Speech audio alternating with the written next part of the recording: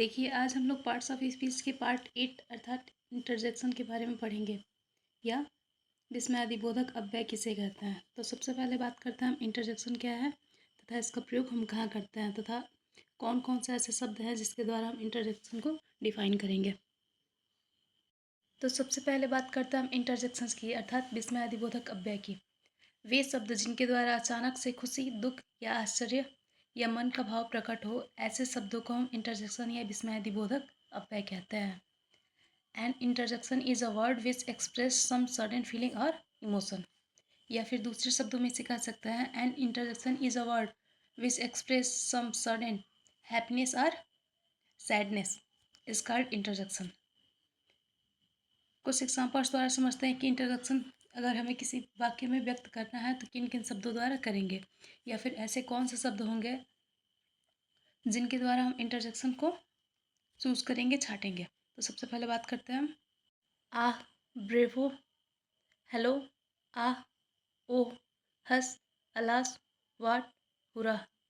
देखिए, इन सभी शब्दों का प्रयोग या तो हम अचानक से खुशी, अचानक से दुख या अपने मन के भाव को प्रकट करने के लिए करते हैं, या अपने मन के भाव को व्यक्त करने के लिए इन सभी शब्दों का प्रयोग करते हैं।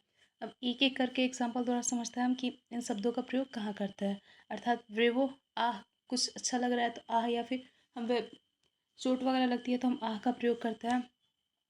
ब्रेवो, वाह वाह, यदि कोई कार्य आप कर रहे हो उसमें सफल हो रहे हैं तो आप उसमें ब्रेवो का प्रयोग करते हैं। हेलो, अगर किसी से आपको बात करनी है या फिर किसी को आवाज़ लगानी है या किसी के बारे में आप सोच रहे हैं तो उसे आप हाय हेलो कर सकते हैं। नेक्स्ट होता है आह, जैसे कोई कोई डिश है, यदि आपको बहुत अच्छा लग रहा है तो आप कहते हैं कि इसका स्वाद कितना अच्छा है, आह कितना आनंद आ रहा है। ओह, देखिए ओह का प्रयोग हम सैडनेस के लिए करते हैं। कहने का तात्पर्य ये है कि यदि किसी कार्य को सुनकर, किसी द्वारा किए गए कार्य को सुनकर या किसी के बारे में सुनकर हमें पीड़ा हो, दर्द हो या पेन हो तो ऐसे शब्दों के लिए हम आह का ओह का प्रयोग करते हैं। नेक्स्ट होता है हंस, चुप, यदि कोई भी व्यक्ति कोई कुछ ऐसे वर्ड्स बोल रहे हैं तो आप उन्हें चुप कराने के लिए हंस का प्रयोग करते हैं। नेक्स्ट होता है अलास, अलास का प्रयोग भी हम सैडनेस के लिए करते हैं कि ओह उनके साथ ऐसा हो गया, ओह वो बहुत अच्छे थे।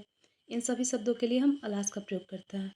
नेक्स्ट बात करें हम वाट, तो वाट का प्रयोग हम किसी आश्चर्य के लिए करते हैं। अर्थात कोई ऐसा नज़ारा हो, कोई ऐसा दृश्य हो या फिर प्राकृतिक दृश्य ही ऐसा नेचर हो जिसको आपको देख के आपको लगे कि यह नज़ारा कितना अच्छा है, तो उसके जगह पे आप वाट का प्रयोग करते हैं। जैसे क्या नज़ारा है, क्या दृश्य है, क्या पुष्प है, क्या फल है, क्या पक्षियाँ हैं। तो इन सब चीज़ों के लिए अर्थात आश्चर्यजनक बातों के लिए, आश्चर्यजनक वाले वाक्य के लिए हम वाट का प्रयोग करते हैं। या फिर वाट का प्रयोग ऐसे कहा जाए कि यदि कोई घटना आपके समझ से परे है, कहने का तात्पर्य यह है कि यदि आप सोच रहे हैं कि वह कार्य ऐसा नहीं होने वाला है लेकिन हो गया तो आप वहाँ पे वाट का प्रयोग करेंगे। नेक्स्ट है हुराह, हुराह का प्रयोग हम जीतने के लिए, यदि हम मैच जीत जा रहे हैं या फिर कोई भी खेल जिसमें हम जीत जा रहे हैं तो उसको प्रोत्साहित करने के लिए हम हुरे का प्रयोग करते हैं। अब एक एक शब्दों को हम एग्जाम्पल द्वारा समझते हैं कि किन शब्दों का प्रयोग किस तरीके से करेंगे और उनका तात्पर्य क्या होगा। तो सबसे पहले बात करते हैं हम hurrah, we won the match, hurray हम जीत गए। देखिए यहाँ पे अपने हैप्पीनेस को व्यक्त करने के लिए यहाँ पे हुरा का प्रयोग किया गया है।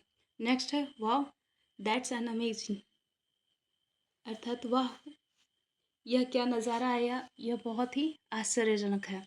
देखिए यहाँ पे वाव का प्रयोग करके किसी दृश्य को डिफाइन किया जा रहा है, उसके बारे में बताया जा रहा है कि वह जो भी दृश्य है वह कितना आश्चर्यजनक है, अर्थात वाव यहाँ पे इंटरजेक्शन है।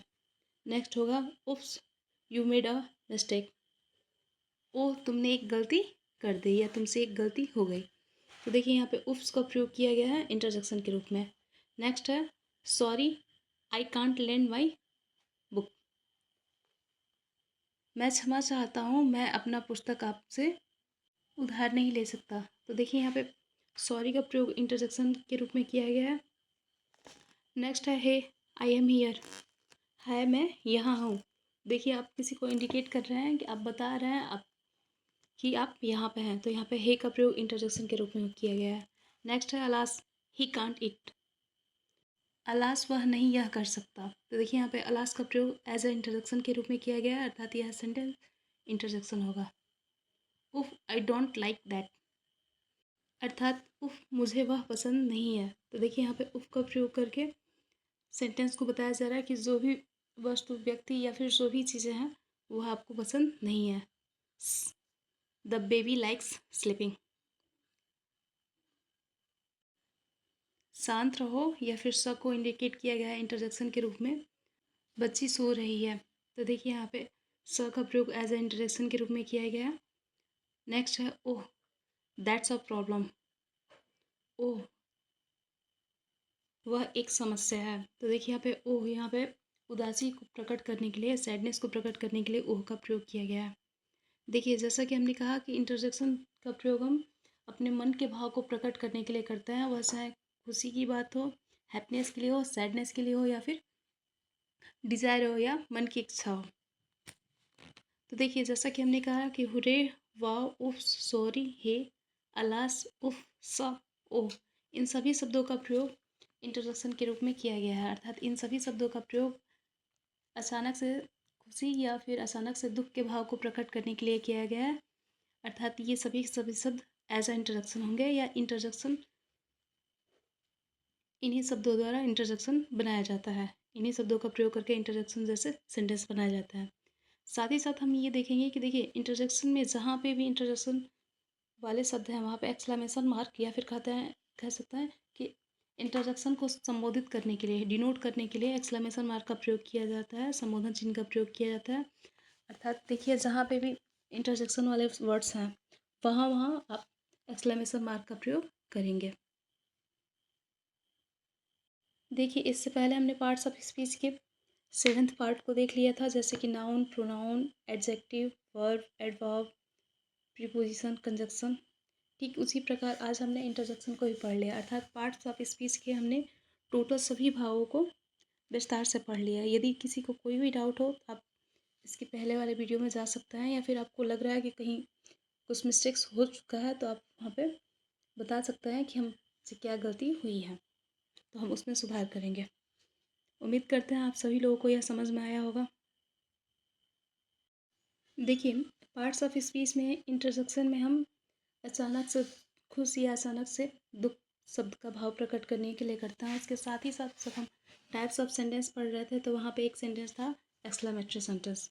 देखिए इंटरजेक्शन तथा एक्सक्लेमेटरी सेंटेंस दोनों बिल्कुल, दोनों का डेफिनेशन एग्जाम्पल सेम है।